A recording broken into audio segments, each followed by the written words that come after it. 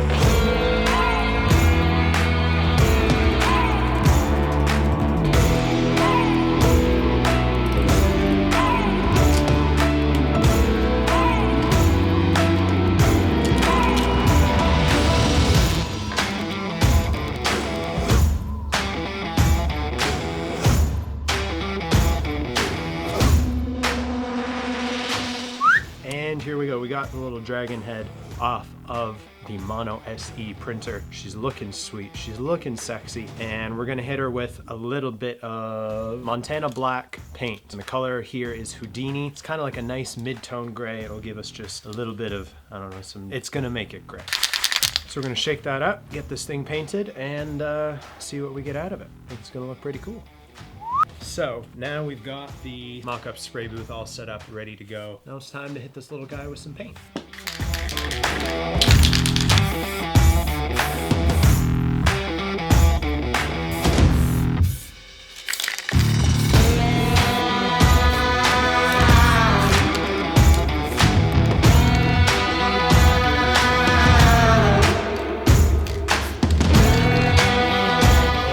Just like that, ladies and gentlemen, we are done. We have a dragon head printed, ready to go, painted, looking absolutely beautiful. And the detail is incredible. I'm super stoked with how this thing turned out.